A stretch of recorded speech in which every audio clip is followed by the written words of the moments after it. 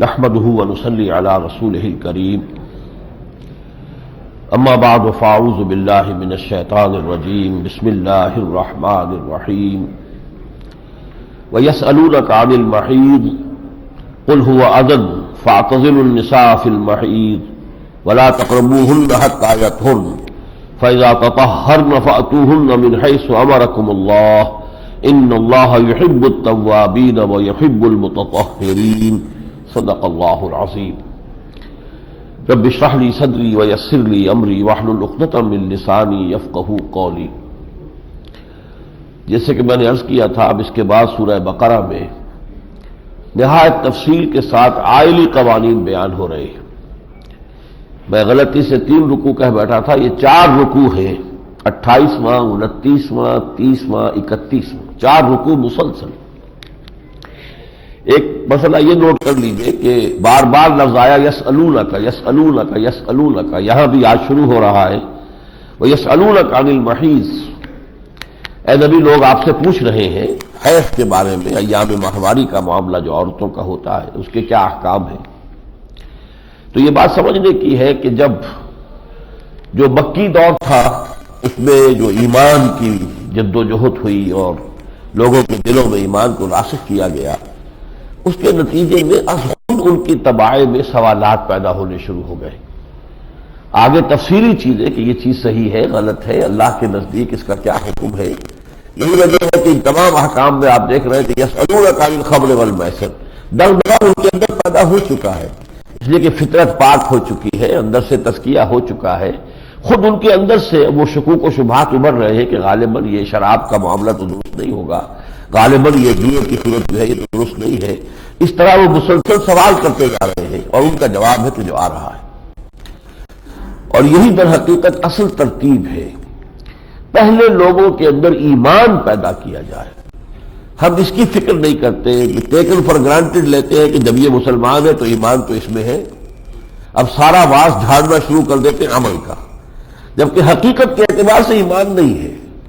وہ جو بھی کچھ ہمارے پاس ہے وہ ایک ریشیل کریڈ ہے، ایک نسلی عقیدہ ہے، متوارث عقیدہ ہے، والدین سے آیا ہوا ڈوگما ہے، اس کا ہمارے فکر سے، ہماری سوچ سے، ہمارے ذہن کے اندر اس کی کوئی گہری جڑیں موجود نہیں ہے۔ لہذا اصل کرنے کا کام یہ ہے کہ لوگوں کے اندر پہلے ایمان پیدا کیا جائے، اور جب یہ ایمان پیدا ہوگا تو خود بخود ان کے اندر سے اپنی اصلاح کا جذبہ ابھرے گا، اور پھر وہ خود جاننا چاہیں گے کہ کیا حق ہے اور کیا غلط ہے اور کیا صحیح ہے، اور جیسے جیسے بات سامنے آئے گی گویا کہ وہ پہلے سے تیار ہوں گے کہ اس پر عمل شروع کر دیں۔ یہ جو 4 رکوع ہیں ان میں جیسا کہ آپ نے دیکھا ایام ماہواری کے ضمن میں سوال پیدا ہوا، اس کا جواب ہے۔ پھر طلاق، اور طلاق کی 3 قسمیں، طلاق رجعی جس کے دوران شوہر جو ہے رجوع کر سکتا ہے، طلاق بائن جبکہ علیحدگی ہو جاتی ہے اور اس کے بعد اگرچہ نکاح ثانی دوبارہ نکاح کرنے کی گنجائش ہوتی ہے، اور تیسری اور سخت ترین اور مغلظ ترین طلاق ہے طلاق مغلظ، اور وہ ہے کہ جس کے بعد جب تک کہ اس عورت کا نکاح کسی اور مرد سے نہ ہو، اور پھر وہ مرد بھی کسی وجہ سے از خود، یہ نہیں کہ پہلے سے کوئی اس کا معاہدہ ہو، یہ چیز تو اس پر تو حضور نے لعنت فرمائی ہے، یہ حلالہ کرانے والا حلالہ کرنے والا دونوں پر لعنت ہے۔ وہ تو یہ کہ normal due course of time اگر ایسا ہو جاتا ہے کہ اس عورت کا دوسرے شوہر سے بھی نباہ نہیں ہوتا، اور پھر کہیں وہ سمجھتی ہے کہ اس سے تو وہ پہلے شوہر ہی کی طرف میں رجوع کر لوں، تو وہ اگر رجوع کرنا چاہے تو رجوع کر سکتے ہیں، لیکن یہ کہ اس کے بغیر نہیں۔ اب یہ طلاق کے احکام جو ہے یہ بہت تفصیلی ہے، اس وقت میں ان کا ترجمہ نہیں کر سکتا۔ پھر طلاق کی ایک دوسری شکل ہے جو عورت کی طرف سے ہو سکتی ہے، جس کا نام خلا ہے، خلا کے احکام بھی یہاں بیان ہوئے ہیں۔ پھر رضاعت کا معاملہ ہے کہ طلاق ہو گئی ہے یا کسی کی بیوی فوت ہو گئی ہے تو بچے کو دودھ پلانے کا معاملہ کیا ہوگا۔ اسی طرح بیوہ کی عدت کا معاملہ ہے، ایک تو ہے طلاق کی عدت، طلاق کے بعد کتنا عرصے ایک عورت جو ہے نکاح ثانی نہیں کر سکتی، ایک ہے بیوہ، فوت ہو گیا ہے شوہر تو کتنے عرصے تک اسے انتظار کرنا ہوگا اور اس کے بعد ہی وہ نکاح ثانی کر سکے گی۔ یہ تمام احکام جو آئے ہیں یہ تو بڑی تفصیل کے ساتھ اس میں بیان ہوئے ہیں، لیکن اس میں جو چیزیں نوٹ کرنے کی ہے بہت اہم وہ یہ ہے کہ ایک تو بار بار آپ دیکھیں گے ہر حکم کے بعد واتقوا اللہ واتقوا اللہ واتقوا اللہ، یعنی یہ کہ یہ قوانین بے معنی ہو جاتے ہیں اگر دل میں تقویٰ نہ ہو۔ قانون بہتر سے بہتر ہو، اعلیٰ سے اعلیٰ ہو، اس کو باغیچہ اطفال بنا لیا جائے گا، اس میں مین میخ نکال لی جائے گی، اس کو بائی پاس کرنے کے لیے ہیلے تلاش کر لیے جائیں گے۔ تو قانون پر بھی جب تک کہ تقویٰ کے ساتھ، ذمہ داری کے ساتھ، چاہے وہ قانون اسلامی کا ہے، شریعت اسلامی ہے، لیکن اس کی بھی برکات کا ظہور تب ہوگا جبکہ لوگوں کے دلوں کے اندر تقویٰ، خوف خدا، آخرت کی جواب دہی کا احساس موجود ہو۔ تو تکرار جو ہے تقویٰ کی آپ کو ملے گی کہ خالی قانون سے بات نہیں بنتی جب تک کہ اللہ کا خوف اور محاسبہ اخروی کا خوف موجود نہ ہو۔ دوسری بات اس میں یہ آئی ہے کہ اس تقویٰ کو برقرار رکھنے کے لیے ظاہر بات ہے کہ اہم ترین شے جیسا کہ ہم دیکھ چکے ہیں، آج کا ہمارا جو سبق تھا شروع ہی اس سے ہوا تھا وَاسْتَعِینُوا بِالصَّبْرِ وَالصَّلَاةِ، تو وہی معاملہ یہاں بھی آیا ہے۔ نماز کے لیے حافظوا علی الصلوات والصلاۃ الوسطی، نمازوں کی پوری پوری محافظت کرو، اور خاص طور پر صلاۃ وسطی، عصر کی نماز، یہ گویا کہ درمیانی نماز ہے، اس کے فوت ہونے کا زیادہ اندیشہ رہتا ہے، دوپہر کے قیلولے میں طوالت ہو گئی اور عصر کی جماعت جاتی نہیں۔ وَقُومُوا لِلَّهِ قَانِتِينَ، اور کھڑے رہا کرو اللہ کے سامنے فرما بردارانہ انداز میں۔ فَإِنْ خِفْتُمْ فَرِجَالًا أَوْ رُكْبَانًا، اور اگر کہیں خوف کی کیفیت تو یہ صلاۃ الخوف کا معاملہ ہے، تو پھر یہ ہے کہ چلتے ہوئے بھی اگر آپ گھوڑے پر سوار ہیں، چل رہے ہیں، تبھی نماز، اس بجائے اس کے کہ اترے اور نماز ادا کریں، گھوڑے کی پیٹھ پر نماز ادا کر لیں، اور چاہے یہ کہ آپ اونٹ کے اوپر سوار ہیں تب بھی آپ کر سکتے ہیں، پیادہ چل رہے ہیں، چلتے چلتے نماز ادا کر سکتے ہیں۔ فَإِذَا أَمِنْتُمْ فَاذْكُرُوا اللَّهَ كَمَا عَلَّمَكُمْ مَا لَمْ تَكُونُوا تَعْلَمُونَ، جب امن کی کیفیت میسر ہو جائے تو اب نماز اس طرح ادا کرو جیسے کہ اللہ نے تمہیں سکھائی ہے، جو تم نہیں جانتے تھے۔ یہاں نکتہ جو ہے سمجھنے کا یہ ہے کہ اللہ نے نماز قرآن میں کہاں سکھائی ہے، کہاں بتایا ہے کہ فجر کی 2 رکعتیں ہیں، مغرب کی 3 رکعتیں ہیں، کہاں بتایا ہے کہ ہر رکعت میں پہلے قیام ہے، پھر رکوع ہے، پھر قیام ہے، پھر سجود ہے، پھر بیٹھنا ہے، پھر سجود، یہ نہیں بتایا۔ تو اللہ جسے کہہ رہا ہے کما علمکم، اللہ نے تمہیں سکھایا ہے، در حقیقت وہ تعلیم اور تلقین ہے محمد الرسول اللہ صلی اللہ علیہ وسلم۔ اس لیے حضور نے فرمایا صلو کما رأیتمونی اصلی، نماز ایسے پڑھو جیسے کہ مجھے دیکھتے ہو کہ میں نماز پڑھ رہا ہوں۔ اور حضور کو بھی وہ سکھائی ہے حضرت جبرائیل علیہ السلام نے۔ 2 مرتبہ حضرت جبرائیل نے حضور کو 2 دن آ کر نمازیں پڑھائی 5، اور ان میں یہ کہ ایک دن اولین وقت کے اوپر، جب سے کہ وقت شروع ہو جاتا ہے، ظہر کا وقت شروع ہو گیا اول وقت پر، اور دوسرے روز آ کر اس کے آخری وقت پر جبکہ وقت ختم ہو رہا تھا، تاکہ معلوم ہو جائے کہ ان کا اوقات ان دونوں کے مابین ہے۔ تو یہ اللہ کی تعلیم بذریعہ جبرائیل محمد الرسول اللہ کو پہنچی اور محمد الرسول اللہ کے ذریعے سے ہمیں حاصل ہوئی۔ ایک بہت اہم جو فلسفہ دین کے اعتبار سے اہم آیت ہے وہ ہے کہ خواتین کے حقوق کا مسئلہ جو ہے، آپ کو معلوم ہے کہ یہ مرد اور عورت کے حقوق کا معاملہ جو ہے دنیا میں ایک پیچیدہ لا ينحل سا مسئلہ ہے، اور آج کی دنیا میں اس کو بہت اچھالا گیا ہے۔ فیمنزم کی ایک بہت عظیم تحریک ہے، مرد اور عورت کی بالکل مساوات، ہر اعتبار سے برابری، اس کا نعرہ یورپ میں لگا ہے، جس نے وہاں کے خاندانی نظام کو برباد کر کے رکھ دیا ہے۔ پورا معاشرتی ڈھانچہ جو ہے ٹوٹ پھوٹ کا شکار ہو چکا ہے، لیکن یہ کہ ہمارے ہاں اب وہ نعرہ لگ رہا ہے، اور ایک بیجنگ کانفرنس ہوئی، ایک قاہرہ کانفرنس ہوئی، تاکہ ایشیا میں جہاں زیادہ تر مسلمان ممالک ہیں، ان میں جو خاندانی نظام ابھی کسی درجے میں انٹیکٹ ہے، اس کو تباہ و برباد کر دیا جائے۔ یہ ساری تحریکیں جو ہے در حقیقت اس کا جو رد ہے اور سد باب ہے، یہاں بیان کیا گیا وَلَهُنَّ مِثْلُ الَّذِي عَلَيْهِنَّ بِالْمَعْرُوفِ، عورتوں کے حقوق بھی ویسے ہی ہیں جیسے کہ ان کی ذمہ داریاں اور فرائض ہیں۔ یہ لام حرف جار اور اعلیٰ حرف جار، یہ آتا ہے عربی زبان میں لام حق کے لیے اور اعلیٰ ذمہ داری کے لیے۔ یہ تم پر ذمہ داری ہے، یہ تم پر ذمہ داری ہے، یہ علیکم، اور یہ تمہارا حق ہے لکم۔ جیسے فرمایا القرآن حجت لک او علیک، یہ قرآن یا تمہارے حق میں حجت بنے گا اور یا تمہارے خلاف استغاثہ لے کر کھڑا ہو جائے گا کہ اے اللہ یہ بدبخت مجھے پڑھتا تھا لیکن مجھ پر عمل نہیں کرتا تھا، اے اللہ یہ بدبخت مانتا تھا کہ میں تیرا کلام ہوں، مجھے پڑھتا ہی نہیں تھا۔ تو اللہ تعالیٰ کے ہاں یہ قرآن ہمارے خلاف حجت بن کر کھڑا ہو جائے گا، اور اگر ہم اس کی پیروی کریں یہ ہمارے حق میں شفاعت کرے گا، جیسے میں نے پہلے دن آپ کو حدیث سنائی تھی۔ تو القرآن حجت لک او علیک، لام حق کے لیے، علی یہ ہے ذمہ داری کے لیے۔ وَلَهُنَّ مِثْلُ الَّذِي عَلَيْهِنَّ بِالْمَعْرُوفِ، عورتوں کے حقوق ہے اسی کی طرح جیسے کہ ان کی ذمہ داریاں ہیں۔ اللہ تعالیٰ نے اس دین کے اندر مردوں کی ذمہ داریاں علیحدہ معین کی ہیں، عورتوں کی ذمہ داریاں علیحدہ معین کی ہیں، دونوں کے دائرہ کار علیحدہ علیحدہ جدا گانا طور پر متعین کر دیے ہیں۔ پھر فطرت نے ظاہر بات ہے کہ اگلی نسل کی پیداوار جو ہے، پیدائش اور پھر پرورش، وہ ساری تو عورت کے ذمہ ہے، مرد کا اس میں کیا حصہ ہے؟ لیکن اس موجودہ نسل میں جو دفاع کی ذمہ داریاں ہیں، معاش کی ذمہ داریاں ہیں، یہ عورت پہ نہیں ڈالی ہیں، یہ مرد پر ڈالی ہیں۔ تو جیسے تقسیم فرائض ہے اسی کی مناسبت سے اللہ نے حقوق کا نظام رکھا ہے۔ وَلِلرِّجَالِ عَلَيْهِنَّ دَرَجَةٌ، اور مردوں کو عورتوں پر ایک درجہ حاصل ہے فوقیت کا، اس لیے کہ آئلی نظام میں اگر یہ دونوں مرد اور بیوی، شوہر اور بیوی، یہ بالکل برابر ہو جائیں اختیارات کے اندر، تو گھر کا جو ہے آپ کو معلوم ہے کہ وہ چولہے ڈھیلی ہو جائے گی۔ کسی بھی ادارے کا کے دو سربراہ نہیں ہو سکتے کہ جو مساوی اختیارات رکھنے والے ہوں۔ مینیجنگ ڈائریکٹر آپ کا ایک ہوگا، آپ 10 ڈائریکٹر بنا لیں، 20 بنا لیں، کوئی پرواہ نہیں، مینیجنگ ڈائریکٹر ایک ہو، 2 بنائیں گے تباہی آ جائے گی۔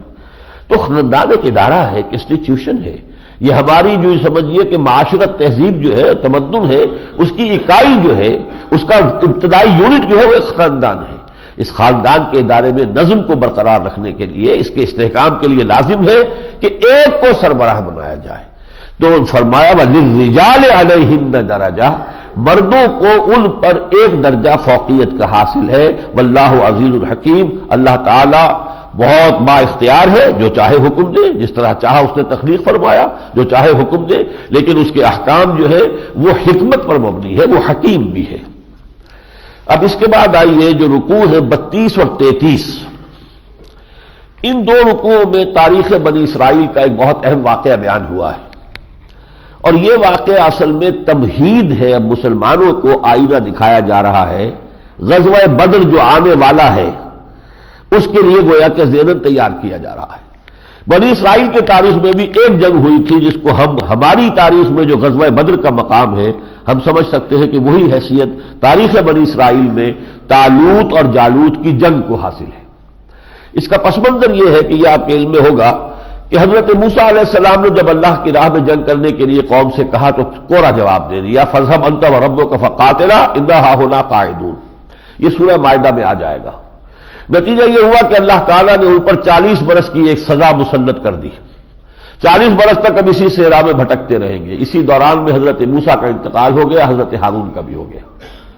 اب 40 برسوں کے دوران ایک نئی نسل پیدا ہوئی جو صحرا میں پیدا ہوئی تھی، جس نے غلامی کا داغ نہیں کھایا تھا۔ یہ جو غلامی جو ہے یہ لوگوں کی ذہنیت کو بدل دیتی ہے، ہمت کو کچل دیتی ہے، عزت نفس کو ختم کر دیتی ہے۔ تو چونکہ بنی اسرائیل غلام رہے تھے وہاں، لہذا ان کے اندر وہ ہمت نہیں تھی، وہ نسل جو غلامی کا داغ اٹھائے ہوئے تھی وہ ختم ہو گئی۔ اب نئی نسل صحرا میں پیدا ہوئی ہے، یہاں پلی بڑھی ہے، سختیاں جھیلی ہیں اس نے، فطرت کے مقاصد کی کرتا ہے نگہبانی، یا بندہ صحرائی یا مرد کوہستانی، یا مشقت جھیلنی پڑتی ہو لوگوں کو۔ تو پھر حضرت یوشع ابن نون جو خلیفہ تھے حضرت موسیٰ علیہ السلام کے اور نبی بھی تھے، تو ان کی سرکردگی میں انہوں نے جنگ کی اور فلسطین کو فتح کر لیا، اللہ تعالیٰ نے فلسطین انہیں عطا کر دیا۔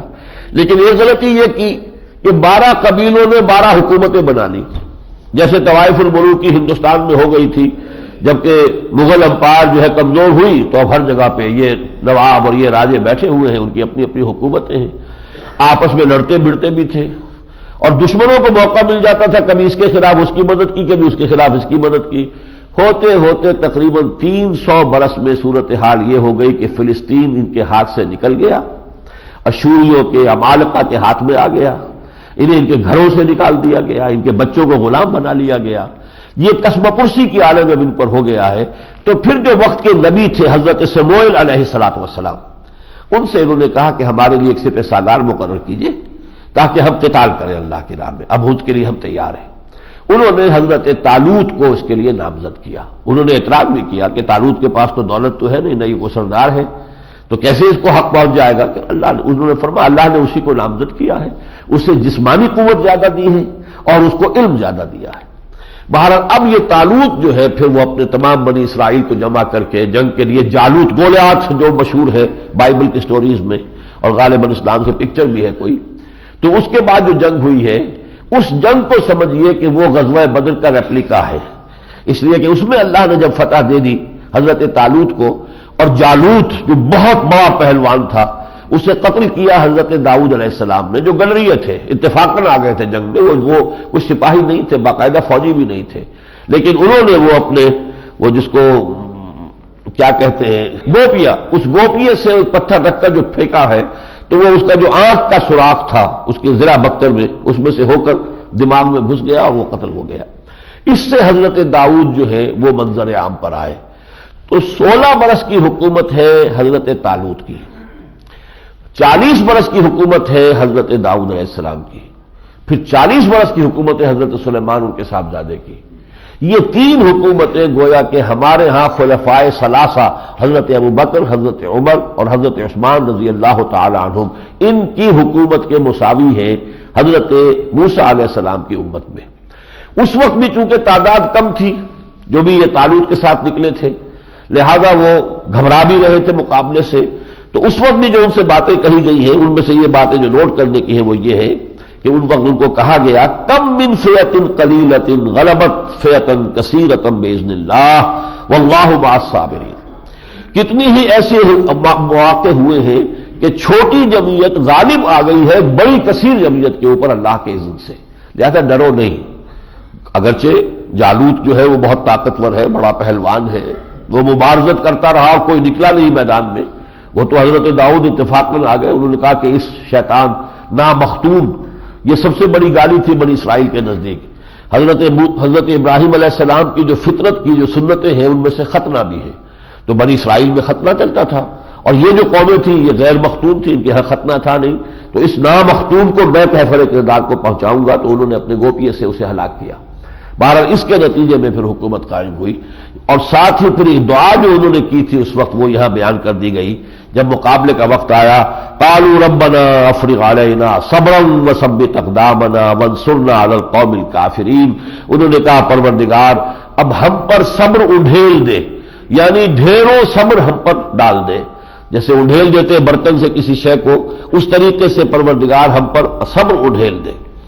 ربنا افرغ علینا صبرا وثبت اقدامنا، اور ہمارے قدموں کو مضبوطی کے ساتھ جما دے، وانصرنا علی القوم الکافرین، اور ہماری مدد فرما ان کافروں کی قوم کے مقابلے میں۔ یہ گویا کہ تلقین ہو رہی ہے کہ ایک مسلمانوں اب یہی مرحلہ تمہیں پیش آنے والا ہے، غزوہ بدر ہوگا، تم 313 ہوگے، مقابلے میں 1000 مسلح ہوگے، جبکہ 313 تقریباً رہتے ہوں گے، وہاں صرف 2 گھوڑے ہوں گے، ادھر 100 گھوڑوں کا جو ہے وہ ان کی کیولری موجود تھی، لیکن یہ کہ تم اگر یہی دعا کرتے ہوئے اگر ثابت قدمی کا معاملہ کرو گے تو اللہ تعالیٰ تمہیں فتح عطا کرے گا۔ تو ان 2 رکوعوں میں یہ پوری داستان آئی ہے، اور اس میں پھر حضرت داؤد جو ہے چونکہ منظر عام پر آئے ہیں، وَقَتَلَ دَاوُودُ جَالُوتَ وَآتَاهُ اللَّهُ الْمُلْكَ وَالْحِكْمَةَ وَعَلَّمَهُ مِمَّا يَشَاءُ، اور قتل کر دیا داؤد نے جالوت کو، اور اللہ نے انہیں ملک بھی عطا فرمایا، حکومت عطا فرمائی، حکمت عطا فرمائی، اور اسے بہت سی وہ چیزیں سکھائیں جو اللہ نے چاہی۔ وَلَوْلَا دَفْعُ اللَّهِ النَّاسَ بَعْضَهُم بِبَعْضٍ، اگر اللہ اسی طریقے سے کچھ لوگوں کو دوسرے لوگوں کے ذریعے سے ہلاک نہ کرتا رہتا، لَفَسَدَتِ الْأَرْضُ، زمین کے اندر فساد ہی فساد ہو جاتا۔ اللہ کی حکمت میں یہ ہے کہ ایک قوم، ایک تہذیب جب یوں کہ اس کے اندر فساد پیدا ہو جاتا ہے تو اللہ اس قوم کو اور اس تہذیب کو نسیہ منسیہ کر دیتا ہے، کسی کو ذریعہ بنا دیتا ہے اس کو مٹانے کا اور ختم کرنے کا۔ اس کے بعد فرمایا تلک الرسل فضلنا بعضهم علی بعض، یہ رسول ہے جو ہم نے بھیجے اور ان میں سے بعض کو بعض پر ہم نے فضیلت دی ہے۔ منہم من کلم اللہ، ان میں وہ بھی ہے جن سے اللہ نے کلام فرمایا، یہ حضرت موسیٰ علیہ السلام کی امتیازی شان ہے، براہ راست مخاطبہ الہی۔ ورفع بعضهم درجات، اور دوسروں کے بعض دوسرے اعتبارات سے درجے اونچے کر دیے۔ وآتینا عیسی ابن مریم البینات وأیدناہ بروح القدس، اور عیسیٰ علیہ السلام کو ہم نے بڑے عظیم معجزے نشانی عطا کی اور ان کی تائید کی روح قدس کے ساتھ۔ یہ ہے تذکرہ کہ جو سابقہ امت کی تاریخ کے ایک واقعے کے حوالے سے اب پیش آنے والا واقعہ جو مسلمانوں کو تھا اس کے لیے ہدایت دی جا رہی ہے۔ اس کے بعد اب آتا ہے 34واں رکوع۔ یہ قرآن مجید میں اور اس خاص طور پر سورہ بقرہ میں گویا کہ انتہائی اہم رکوع ہے، 4 آیات پر مشتمل ہے۔ پہلی آیت میں تو انفاق کا بہت زوردار حکم ہے، اللہ کی راہ میں خرچ کرو۔ یا ایھا الذین آمنوا انفقوا مما رزقناکم من قبل ان یأتی یوم لا بیع فیہ ولا خلۃ ولا شفاعۃ والکافرون هم الظالمون۔ اے اللہ پر ایمان رکھنے کے دعوے داروں، خرچ کرو، لگا دو، کھپا دو اللہ کی راہ میں وہ سب کچھ، اس سب میں سے جو ہم نے تمہیں عطا کیا ہے، اس سے پہلے کہ وہ دن آ جائے جس میں نہ کوئی خرید و فروخت ہو سکے گی، کوئی کاروبار، نہ کوئی آپس کی دوستی اور محبت کام آئے گی، ولا شفاعہ، نہ کوئی شفاعت مفید ہوگی۔ یہ تیسرا مقام ہے اس صورت میں جس میں شفاعت کا کیٹیگوریکل ڈینائل ہے، کیٹیگوریکل نگیشن آف شفاعہ، انٹرسیشن۔ ہم 2 مرتبہ پڑھ چکے ہیں، چھٹے رکوع کے شروع میں دوسری آیت، وَاتَّقُوا يَوْمًا لَا تَجْزِي نَفْسٌ عَن نَفْسٍ شَيْئًا وَلَا يُقْبَلُ مِنْهَا شَفَاعَةٌ وَلَا يُؤْخَذُ مِنْهَا عَدْلٌ وَلَا هُمْ يُنصَرُونَ۔ پھر 15 رکوع کی دوسری آیت بھی اسی مضمون کی تھی۔ اب یہاں بھی یہ آیت آ گئی، اگرچہ اگلی آیت میں جو آیت الکرسی ہے، قرآن مجید کی عظیم ترین آیت، حضور نے اسے سیدۃ آیات القرآن کہا۔ آیت الکرسی تمام آیات قرآنی کی سردار ہے، اس میں شفاعت باذن اللہ ایک ایکسیپشن آئی ہے، اللہ کی اجازت سے اللہ جس کے لیے چاہے گا شفاعت کی اجازت دے دے گا، لیکن بغیر اذن اللہ کوئی اپنے اختیار پر، اپنی وجاہت کی بنیاد پر، اپنے مرتبہ و مقام کی بنیاد پر شفاعت کر سکے، اس کی کیٹیگوریکل ڈینائل ہے، کیٹیگوریکل نیگیشن ہے، اس طرح کی شفاعت کا انکار مطلق۔ البتہ یہ کہ اللہ کی مرضی، اللہ جسے چاہے اور جس کو اشارہ کرے کہ ہاں تم کہہ سکتے ہو کچھ، تو وہ اللہ کی مرضی سے، اللہ کے اذن سے کچھ کہہ سکے، یہ ٹھیک ہے، وہ آ جائے گا۔ اس کے بعد جیسا کہ میں نے عرض کیا، آیت الکرسی آ گئی ہے جس کو کہ سیدۃ آیات القرآن کہا گیا ہے، تمام آیات کی سردار ہے، اور یہ عظیم ترین آیت ہے۔ یہ آیت جو ہے اس کا ترجمہ ہمیں کرنا چاہیے نفس بنفس۔ توحید خداوندی کا بہت بڑا خزانہ ہے، توحید خداوندی کا ایک چھوٹا سا لیکن بہت جامع خزانہ سورۃ اخلاص ہے۔ قل هو اللہ احد اللہ الصمد لم یلد ولم یولد ولم یکن له کفوا احد۔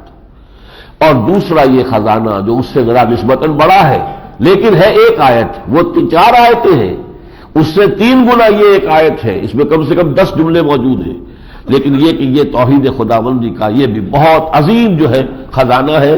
وہاں توحید ذاتی کا معاملہ زیادہ نمایاں ہے، یہاں توحید صفاتی کا معاملہ زیادہ نمایاں ہے۔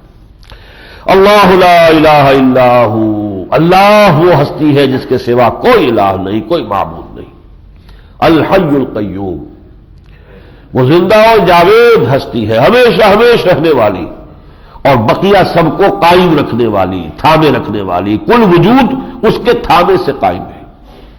لا تاخذہ سنۃ ولا نوم، اس کی زندگی اتنی مکمل ہے، حیات خداوندی کو اپنی حیات پر قیاس نہ کرو، تمہیں تکان بھی ہو جاتی ہے، تمہیں نیند بھی آتی ہے، تمہیں اونگ بھی آتی ہے، نہیں۔ لا تاخذہ سنۃ ولا نوم، اس کو نہ نیند لاحق ہوتی ہے نہ اونگ۔ لہ ما فی السماوات و ما فی الارض، اسی کا ہے جو کچھ کہ ہے آسمانوں اور زمین میں، ملکیت تامہ صرف اللہ کی ہے۔ تمہارے پاس امانت ہے، ملکیت نہیں ہے۔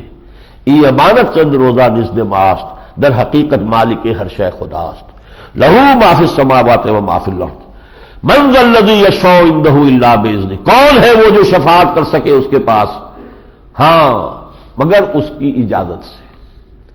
کوئی ذاتی وجاہت، ذاتی اقتدار، ذاتی حیثیت اس کے حوالے سے شفاعت کر سکے کوئی نہیں، اس کائنات میں کسی ایسی ہستی کا وجود ہی نہیں، ہاں اس کی اجازت سے۔ لیکن ذرا دیکھیے انداز، من ذا الذی یشفع عندہ، کون ہے وہ، ہے کون ہو سکتا ہے جسے یہ حق حاصل ہو، الا باذنہ، مگر اس کی اجازت سے۔ یعلم ما بین ایدیہم وما خلفہم، وہ جانتا ہے جو کچھ ان کے سامنے ہے اور جو کچھ ان کے پیچھے ہے۔ دنیا میں آپ کہیں کسی کی سفارش کرنے جاتے ہیں تو آپ کہتے ہیں کہ اصل مسئلہ میں جانتا ہوں، جو فیکٹس آن دی فائل ہے ان سے معاملہ مختلف ہے، میں آپ کو بتاتا ہوں مسئلہ یہ ہے۔ تو کیا اللہ کو بھی جا کر کوئی یہ کہہ سکتا ہے کہ آپ نہیں جانتے میں جانتا ہوں؟ اللہ تو جانتا ہے، ہر شے کو جانتا ہے، حقیقت کی بنیاد پر جانتا ہے۔ یعلم ما بین ایدیہم، اللہ تو جانتا ہے جو کچھ ان کے سامنے ہے، وما خلفہم، اور جو کچھ ان کے پیچھے ہے۔ ولا یحیطون بشیء من علمہ الا بما شاء، اور کوئی بھی اللہ کے علم میں سے کسی شے کا احاطہ کر ہی نہیں سکتا سوائے اس کے جو خود اللہ دینا چاہے۔ اللہ نے فرشتوں کو جو علم دیا وہ دے دیا، اس سے آگے ان سے سوال کیا ذرا ان چیزوں کے نام بتا دو، اور وہ محروم رہ گئے۔ علم آدم الاسماء کلھا، اور جب ان سے کہا گیا تو انہوں نے کہا کہ سبحانک لا علم لنا الا ما علمتنا، آپ نے جو کچھ ہمیں بتایا ہے، سمجھایا ہے، پڑھایا ہے وہ ہمیں معلوم ہے، لیکن یہ چیز معلوم نہیں۔ اسی طرح تمام مخلوقات، تمام انبیاء، تمام ملائکہ، تمام اولیاء اللہ، ان کا علم محدود ہے اور اللہ کا عطا کردہ ہے، لا محدود اور ذاتی علم کسی کا نہیں۔ لہو ما فی السماوات وما فی الارض من ذا الذی یشفع عنده الا باذنہ یعلم ما بین ایدیہم وما خلفہم ولا یحیطون بشیء من علمہ الا بما شاء وسع کرسیہ السماوات والارض۔ اس کا تخت حکومت، کرسی پھیلی ہوئی ہے، چھائی ہوئی ہے آسمانوں اور زمین پر۔ اب ایک تو یہ ہے کہ کرسی کو ہم اپنی کرسیوں پر قیاس کریں، ہمارا ذہن جو ہے اس کے قریب آ کر قرآن کلام کرتا ہے، اس سے مراد یہ ہے کہ در حقیقت اس کا اقتدار، کرسی وہ استعارہ ہے اقتدار کے لیے۔ کرسی کے لیے جنگ ہو رہی ہے، کیا مطلب ہے؟ اس کرسی کے لیے جنگ نہیں ہو رہی ہوتی، وہ کرسی علامت ہے اقتدار کی، تو حصول اقتدار کے لیے جنگ ہو رہی ہے۔ تو اللہ کا اقتدار چھایا ہوا ہے تمام آسمانوں اور زمین پر، ولا یعودہ حفظہما، اور اس کو نہیں تھکاتی ان کی محافظت، اللہ حفاظت کر رہا ہے آسمانوں کی بھی زمین کی، اور اس میں کوئی تکان اسے طاری نہیں ہوتی۔ ولا یعودہ حفظہما وہو العلی العظیم، اس میں نفی ہے اصل میں۔ تورات میں جو تحریف کی گئی وہ یہ تھی کہ یہ جو ہے قرآن مجید میں آتا ہے بار بار کہ اللہ نے آسمان اور زمین 6 دنوں میں پیدا کیے، تورات میں بھی ہے، لیکن وہاں کسی نے اضافہ کر دیا، 7ویں دن اس نے آرام کیا،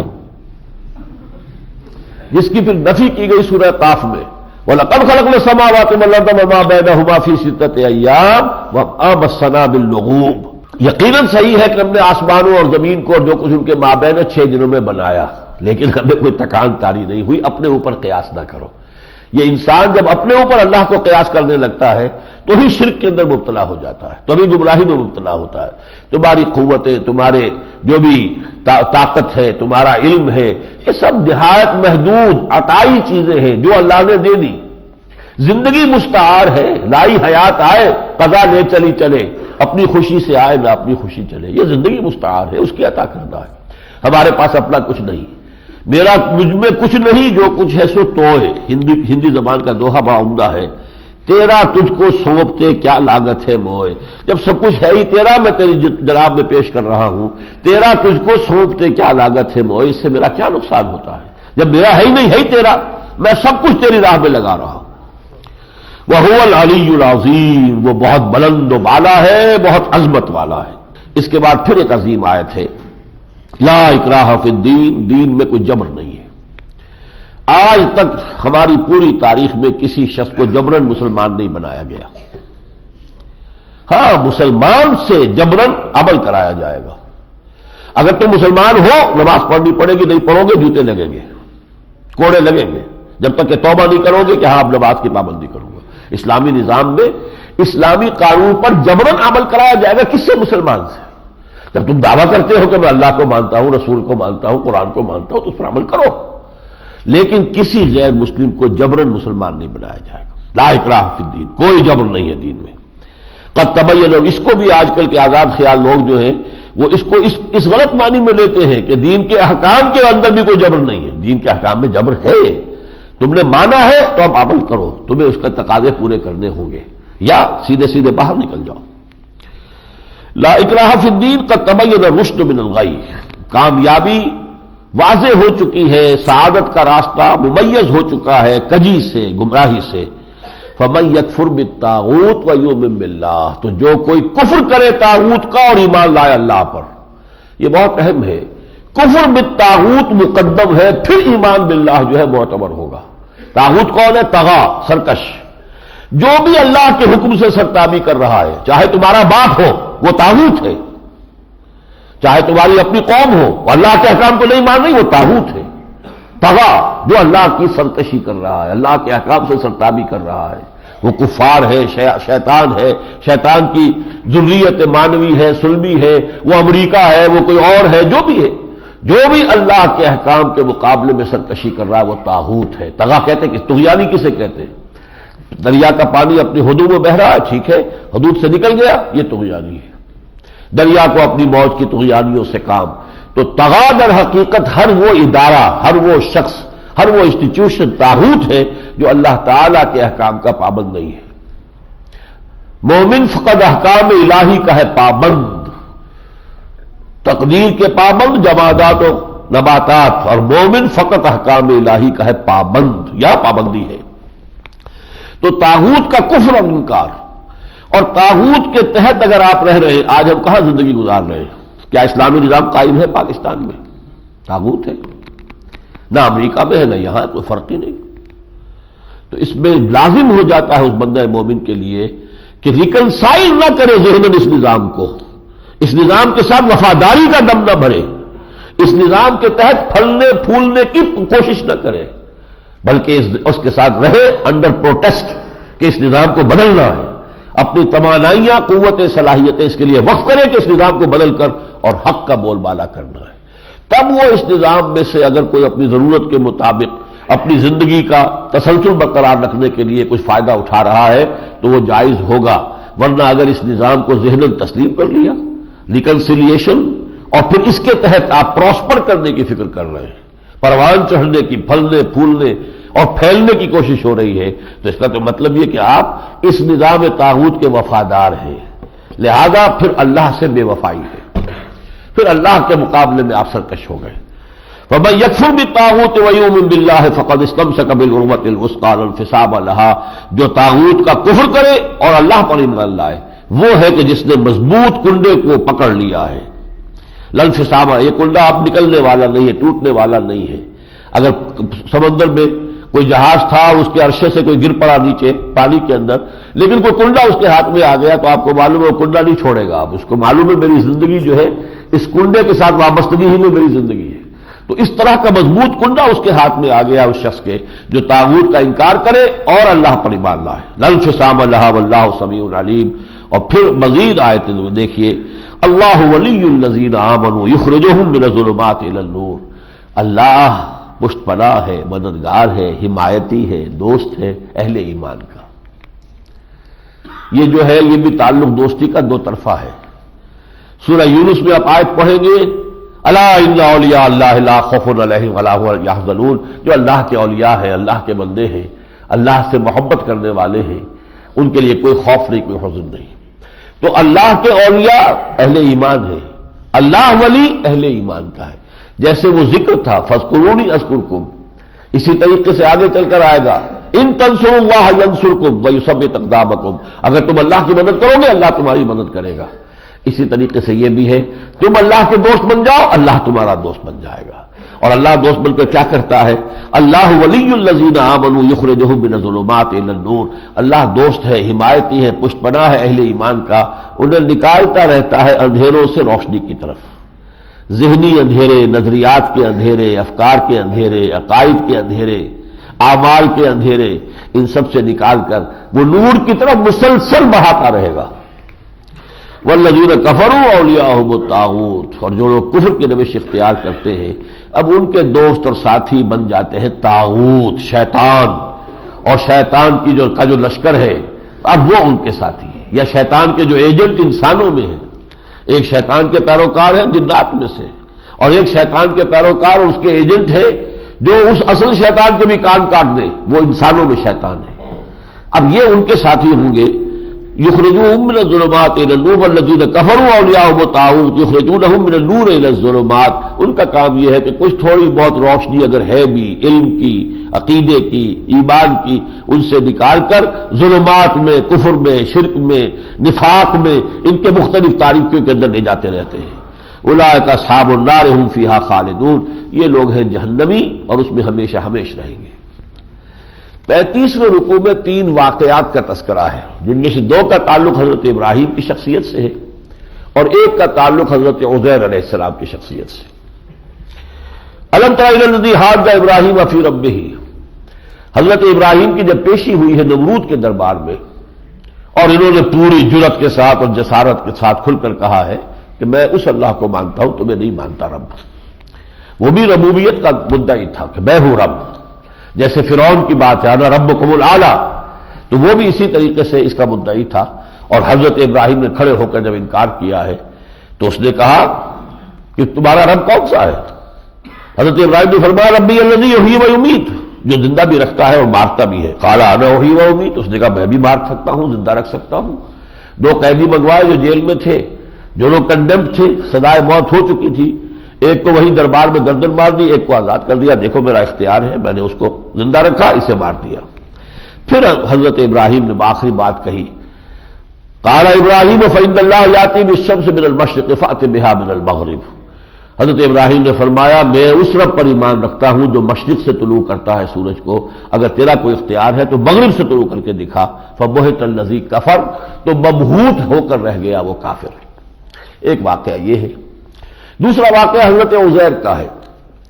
جب یہ حضرت ابراہیم، حضرت داؤد اور سلیمان علیہ السلام کے دور حکومت کے بعد زوال آیا ہے بنی اسرائیل میں، تو ان کے اوپر ایک وہ سخت ترین دور آیا جب عراق کے بادشاہ، بابل کے بادشاہ، پرانے زمانے میں عراق کو بابل کہتے تھے، بیبیلون، نبوکدنیزر، اس نے حملہ کیا 586 قبل مسیح میں، 6 لاکھ یہودیوں کو قتل کیا، 6 لاکھ کو وہ قیدی بنا کر لے گیا، اور یروشلم کی اینٹ سے اینٹ بجا دی، ہیکل سلیمانی جو حضرت سلیمان نے تعمیر کیا تھا اسے مسمار کر دیا، ایک متنفس باقی نہیں چھوڑا۔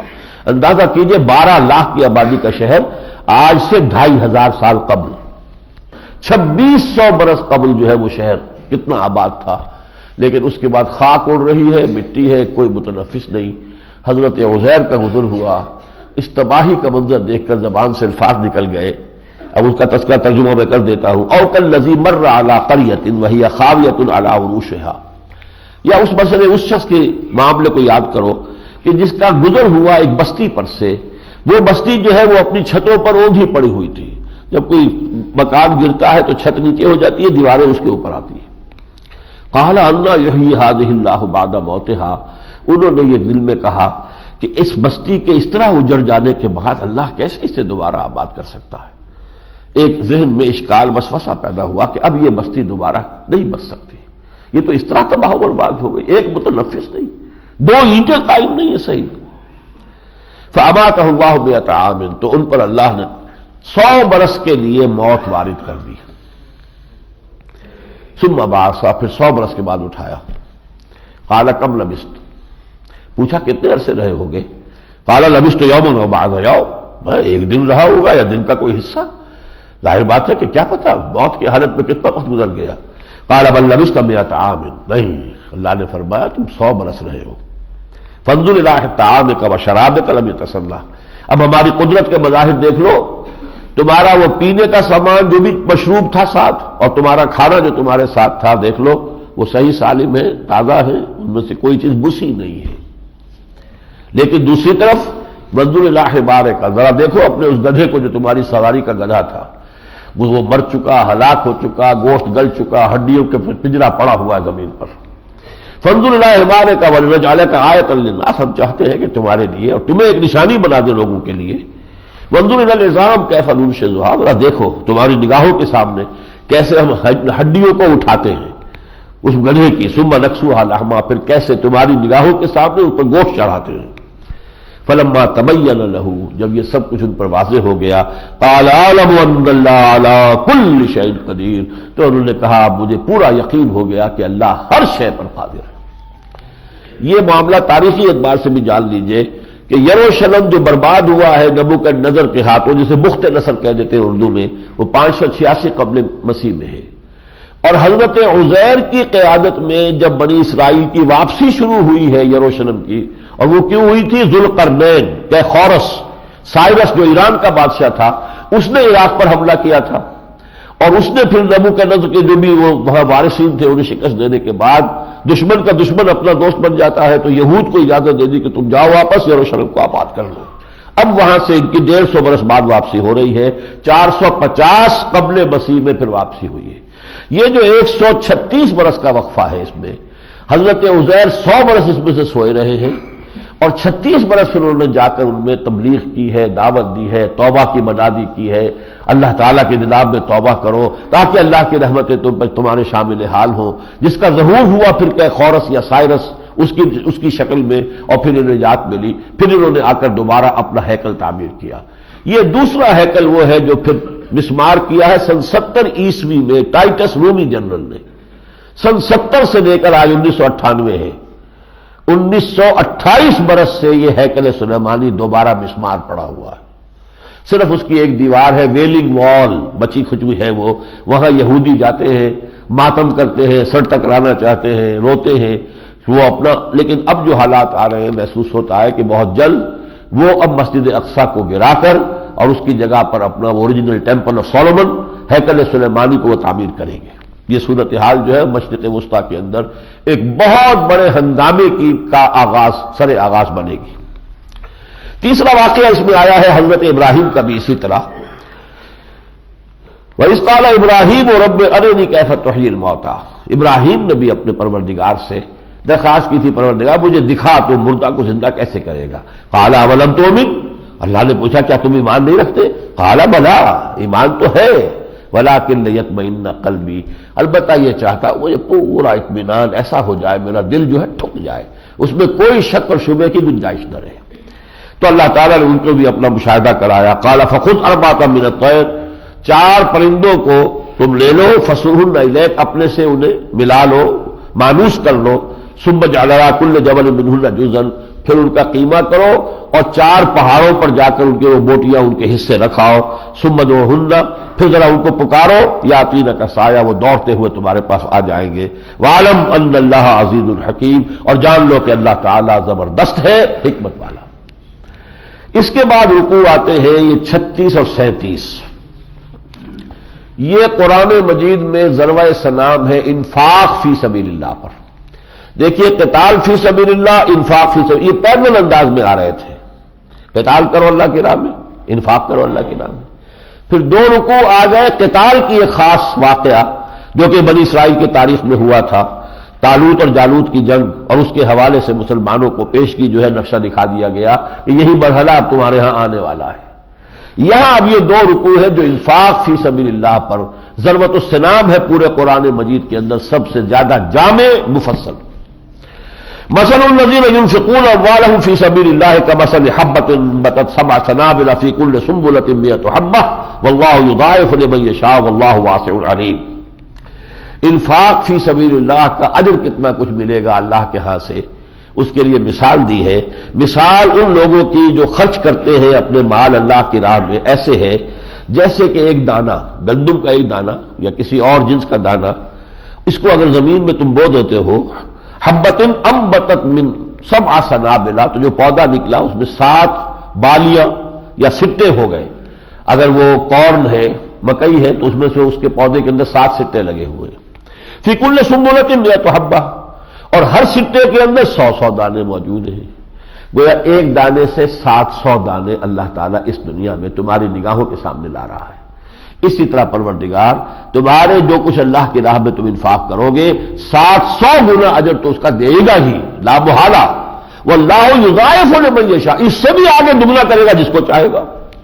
اس کے ہاں یہ حساب کتاب اس معنی میں نہیں ہے، تو تمہارے لیے ایک تمثیل بیان کی گئی ہے، ورنہ 700 گنا کی بھی اس کے ہاں قید نہیں ہے، بغیر حساب دیتا ہے. واللہ یرزق من یشاء بغیر حساب. اس کے بعد ان 2 رکوعوں میں تفصیل میں جانے کا وقت نہیں ہے. اجر و ثواب کا تو یہ مسئلہ ہے کہ جس کی ایک تفسیر کے دامنے سے معاملہ آ گیا. پھر ایک فرق واضح کیا گیا ہے. انفاق اللہ کے ہاں وہی مقبول ہے جو خالصتاً اس کی رضا کے لیے کیا گیا، جس میں کوئی ریاکاری نہ ہو، دکھاوے کی بات نہ ہو، یہ مشہور نہ کرانا ہو کہ بڑا فلانتھروپسٹ ہے اور بہت ہی یہ تو جو ہے پیسے خرچ کرنے والا ہے اور بڑے اس نے امدادی ادارے قائم کیے. نہیں، کوئی بھی ایسی شے اگر نیت میں آ گئی تو وہ زیرو ہے، زیرو سے ضرب کھا کے بڑی سے بڑی رقم زیرو ہو جائے گی، اللہ کے ہاں اس کی نفی ہو جائے گی. تو اصل مثال جو ہے، اصل جو بھی اللہ کا وعدہ ہے وہ ہے انفاق اللہ کی راہ میں مگر خلوص کے ساتھ، ابتغاء مرضات اللہ، اللہ کی رضا کے حصول کے لیے کہ اللہ راضی ہو جائے، اس کے لیے خرچ کیا جا رہا ہے اللہ کے دین کے لیے. تو اللہ جو ہے وہ 700 گنا اس سے بھی بڑھ کر اجر و ثواب دے گا. لیکن اگر لوگوں کے اندر اپنی دولت مندی کا مظاہرہ کرنا ہے یا اپنی سخاوت کا جو ہے مظاہرہ کرنا ہے کہ لوگ کہیں کہ یہ بڑا سخی ہے، اگر ایسی چیز نیت میں آ گئی، اگر آپ کی نیت میں نہیں ہے کوئی تعریف کر رہا تو آپ کو کوئی حرج نہیں، آپ کی نیت میں نہ ہو. اگر آپ کی نیت کے اندر جو ہے یہ دوغلا پن ہے تب تو یہ زیرو سے ضرب دے دے گا ہر چیز کو. لیکن اگر آپ کی نیت میں نہیں ہے تو اگر کوئی آپ کی کسی نیک کام کی شہرت بھی ہو جاتی ہے تو یہ اللہ تعالیٰ کی طرف سے بشارت ہے، اس میں کوئی حرج نہیں ہے. بعض لوگ اس پر بھی پریشان ہو جاتے ہیں جن میں تقویٰ زیادہ ہو جاتا ہے کہ لوگوں میں اگر میری شہرت ہو رہی ہے تو یہ بھی کہیں میرے لیے اللہ تعالیٰ کی طرف سے کسی پکڑ کا سامان نہ ہو رہا ہو۔ اس پر حدیث نبی میں نہیں، یہ بشارت ہے، یہ تو در حق تمہاری نیت یہ نہ ہو کوئی نیک کام کرتے ہوئے۔ تو اس کے لیے بڑی جو ہے وہ تفصیل اس میں دی گئی ہے۔ اس کے بعد فرمایا گیا کہ انفاق جب اللہ کی راہ میں کرو تو اچھا مال دو، نہ کہ برا۔ جیسے میں عرض کر چکا ہوں کہ چوتھے پارے کی پہلی آیت ہے لن تنالوا البر حتى تنفقوا مما تحبون، جو تمہارا محبوب مال ہے اگر وہ خرچ نہیں کرو گے تو تم نیکی کے مقام تک پہنچ ہی نہیں سکتے۔ یہ نہیں کہ دل سے اتر گیا، اب اذکار رفتہ کوئی شے ہے وہ دے دی اللہ کے نام پر، پھٹا ہوا کپڑا ہے وہ دے دیا کسی غریب کو تو بڑی حاتم طائی کے قبر پر لات مار دی ہے پھٹے ہوئے، بوسیدہ کپڑے دے دیے، بوسیدہ جوتے دے دیے، یہ نہیں۔ فرمایا یا ایھا الذین آمنوا انفقوا من طیبات ما کسبتم ومما اخرجنا لکم من الارض، اہل ایمان خرچ کرو اللہ کی راہ میں پاکیزہ عمدہ چیزیں جو تم نے کمائی ہو، اور وہ کہ جو ہم نے تمہارے لیے زمین میں سے اگا دیا ہے۔ زمین میں زراعت کر رہے ہو تو جو پیداوار ہے اگایا تو ہم نے ہے، اس میں سے جو اچھا حصہ ہے وہ اللہ کی راہ میں دو۔ ولا تیمموا الخبیث منہ، اور اس میں سے جو کوئی ذرا ردی قسم کے مال ہے اس کا ارادہ نہ کرو اللہ کی راہ میں دینے کا۔ تنفقون ولستم بآخذیہ الا ان تغمضوا فیہ، کہ تم وہ اللہ کی راہ میں اللہ کے نام پر دے دو، حالانکہ اگر کبھی تم پر ایسا موقع آ جائے کہ تمہیں بھی کسی مدد کی ضرورت ہو تو کبھی ایسی چیز خوش دلی سے قبول نہیں کرو گے۔ فرمایا وَاعْلَمُوا ان اللہ غنی حمید، جان لو اللہ غنی ہے حمید ہے، یہ تم اللہ کو دے رہے ہو، اس فقیر کو نہیں دے رہے، اللہ کو دے رہے ہو۔ تو اللہ کو دے رہے ہو تو اچھے سے اچھا مال نکال کر دو، بہتر سے بہتر چیز دو، نہ یہ کہ گھٹیا اور ردی مال۔ الشیطان یعدکم الفقر ویامرکم بالفحشاء، یہ شیطان ہے جو تمہیں مفلسی کا خوف دیتا ہے، یہ سب دے دو گے کیا کرو گے، خود کیا کرو گے، اور تمہیں بے حیائی کا حکم دیتا ہے۔ واللہ یعدکم مغفرۃ منہ وفضلا، اللہ تم سے وعدہ کر رہا ہے مغفرت کا اور اپنے فضل کا۔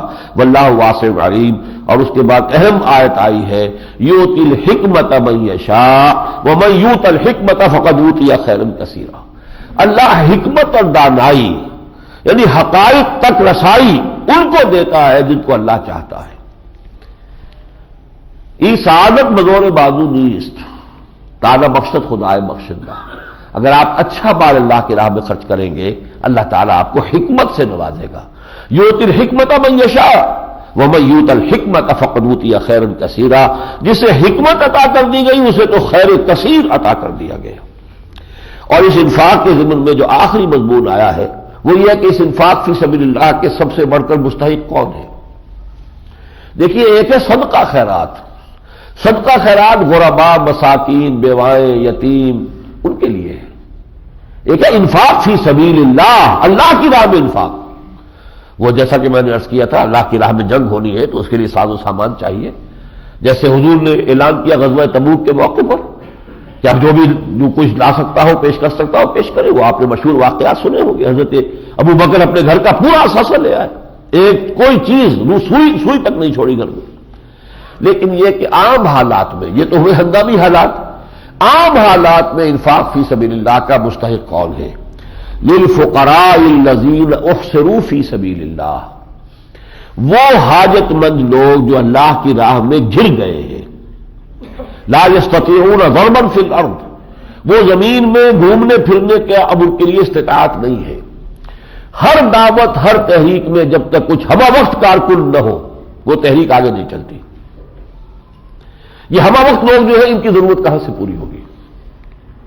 اب وہ دین کے کام میں لگے ہوئے ہیں شب و روز، تو معاش کیسے پیدا کریں گے؟ ظاہر بات ہے کہ انہوں نے تو اپنے آپ کو وقف کر دیا ہے۔ یا اصحاب الصفا جو بیٹھے ہوئے تھے حضور کے دروازے پر اللہ کے دین کا علم حاصل کرنے کے لیے، آخر ان کے لیے بھی تو کسی چیز کی ضرورت تھی کہ نہیں؟ وہ لوگ جو گر گئے ہیں خدمت دین کے اندر، اس طریقے سے وہ منہمک ہو گئے ہیں، مصروف ہو گئے ہیں، مشغول ہو گئے ہیں، ہمتن لگ گئے ہیں کہ اب ان کے لیے اپنی معاش پیدا کرنے کے لیے زمین میں چلت پھرت ممکن نہیں ہے۔ یحسبهم الجاہل اغنیاء من التعفف، اور ایسے لوگ ظاہر بات ہے کہ خیرات مانگا نہیں کرتے، یہ خیراتی یہ لوگ جو ہے سائلین میں سے نہیں ہے، لہذا عام دیکھنے والا یہ سمجھتا ہے کہ ان کو کوئی ضرورت ہے ہی نہیں۔ اغنیاء من التعفف، جب وہ سوال نہیں کرتے، مانگتے نہیں، تو اس کی وجہ سے عام لوگ سمجھیں گے جو ناواقف ہیں ان کے حالات کو جانتے نہیں ہیں کہ یہ تو غنی ہے۔ تعرفهم بسیماهم، تم انہیں پہچان لوگے ان کے چہروں سے۔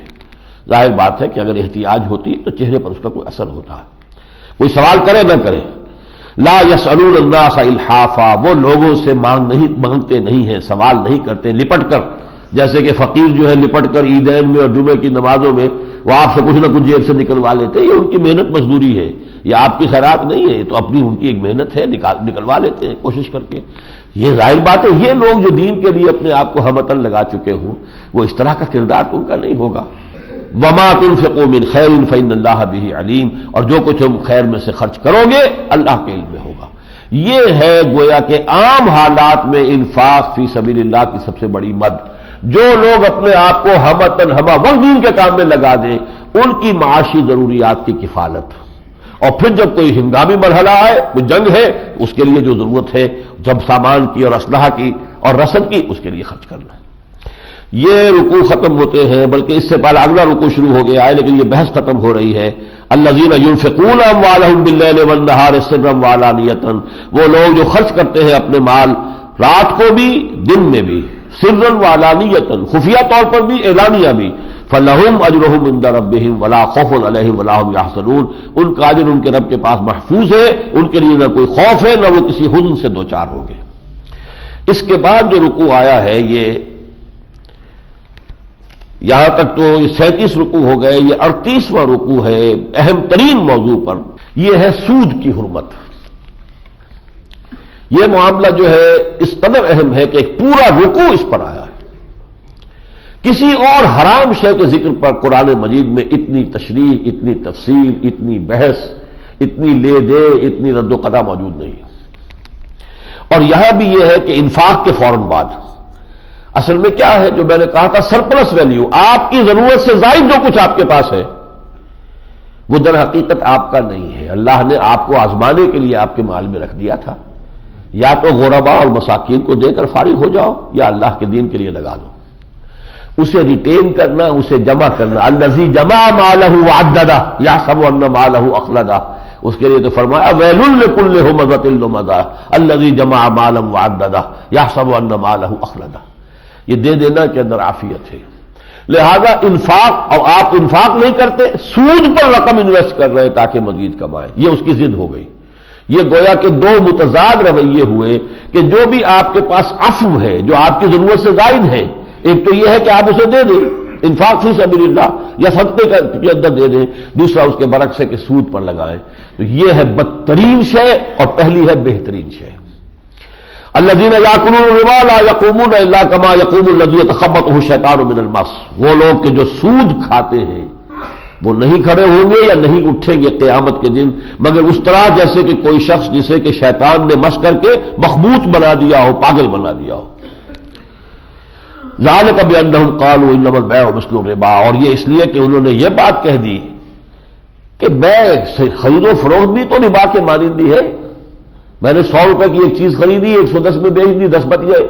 100 روپے کسی کو دیے ایک مہینے کے لیے 110 لے لیے، یہ بھی برابر ہے، اس میں کیا فرق ہے؟ یہ کیسے ہو گیا کہ وہ حرام اور یہ حلال؟ وَأَحَلَّ اللَّهُ الْبَيْعَ وَحَرَّمَ الرِّبَا، جبکہ اللہ نے بیع کو حلال کیا ہے اور ربا کو حرام کیا ہے. تم کون ہوتے ہو؟ Who are you؟ اللہ کا اختیار ہے جو حکم دینا چاہے. یہاں یہ بھی ہو سکتا تھا اللہ حکمت بیان کرتا کہ ان میں فرق کیا ہے بیع میں اور ربا میں، لیکن نہیں.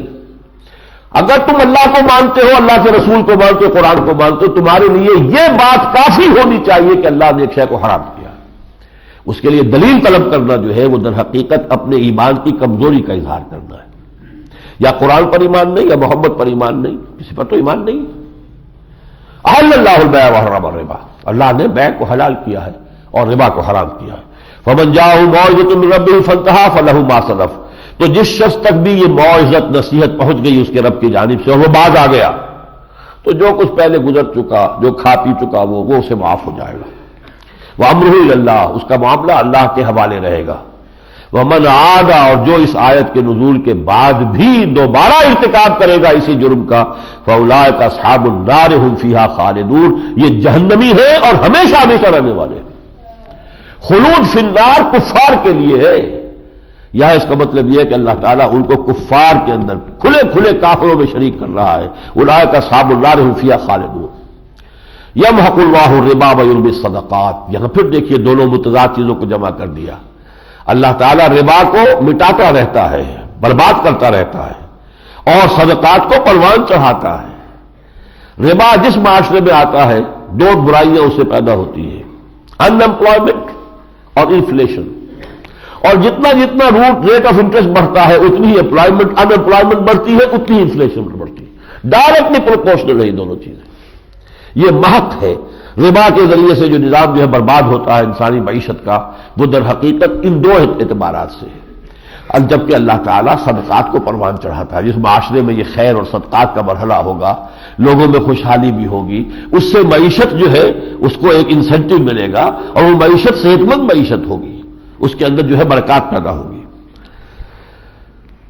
واللہ لا یحب کل کفار نثیم، اللہ کو بالکل پسند نہیں ہے ناشکرے اور گناہگار۔ ان الذین آمنوا وعملوا الصالحات واقاموا الصلاۃ وآتوا الزکاۃ لهم اجرهم عند ربهم، یقیناً جو لوگ ایمان لائے اور جنہوں نے نیک اعمال کیے اور نماز قائم رکھی اور زکوٰۃ ادا کرتے رہے، ان کے لیے اجر ہے ان کا ان کے رب کے پاس۔ ولا خوف علیہم ولا هم يحزنون، ان کے لیے نہ کوئی خوف ہے اور نہ کسی حزن سے دوچار ہوں گے۔ یا ایھا الذین آمنوا اتقوا اللہ وذروا ما بقی من الربا، اے اہل ایمان اللہ کا تقوی اختیار کرو، چھوڑ دو جو بھی سود میں سے بچ گیا ہے، جو بھی باقی ہے چھوڑ دو، ان کنتم مؤمنین، اگر تم مومن ہو۔ فإن لم تفعلوا، اور اگر تم ایسا نہیں کرو گے، فأذنوا بحرب من اللہ ورسولہ، تو سن لو الٹیمیٹم ہے اللہ اور اس کے رسول کی طرف سے تمہارے خلاف۔ وَإِن تُبْتُمْ فَلَكُمْ رُءُوسُ أَمْوَالِكُمْ، اگر تم توبہ کر لو باز آ جاؤ تو راس المال تمہارا جو اصل رقم ہے اس کا تمہارا حق ہے، وہ تمہیں واپس مل جائے گی۔ لا تظلمون ولا تظلمون، نہ تم ظلم کرو نہ تم پر ظلم کیا جائے۔ تمہارا اصل سرمایہ مارا جائے گا تو تم پر ظلم ہو جائے گا، تم سود لیتے ہو تو تم ظلم کر رہے ہو۔ وَإِن كَانَ ذُو عُسْرَةٍ فَنَظِرَةٌ إِلَىٰ مَيْسَرَةٍ، اور اگر مقروض جو ہے وہ ذرا تنگی میں ہے تو پھر اسے مہلت دو کہ وہ آسانی کی حالت تک پہنچ جائے۔ وَأَن تَصَدَّقُوا، اور اگر جو وہ تنگی میں ہے تمہارا مقروض، صدقہ ہی کر دو، معاف کر دو اس کو۔ وَأَن تَصَدَّقُوا خَيْرٌ لَكُمْ، یہ تمہارے لیے کہیں بہتر ہے، ان کنتم تعلمون، اگر تم حقیقی علم رکھتے ہو۔ اب یہ آخری آیت جو پڑھ رہا ہوں میں آج، یہ آخری آیت ہے نزول قرآن کے ضمن میں، آخری آیت جو نازل ہوئی ہے محمد رسول اللہ پر۔ وَاتَّقُوا يَوْمًا، اور ڈرتے رہو اس دن سے، ترجعون فیہ الی اللہ، جس دن کے تم اللہ کی طرف لوٹائے جاؤ گے۔ ثم توفی کل نفس ما کسبت، پھر ہر ذی نفس کو، ہر جان کو پورا پورا بدلہ دے دیا جائے گا جو کمائی اس نے کی ہوگی۔ وہم لا یظلمون، اور کسی پر کوئی زیادتی اور ظلم نہیں ہوگا۔ بارک اللہ لی ولکم فی القرآن العظیم ونفعنی وإیاکم بالآیات والذکر الحکیم۔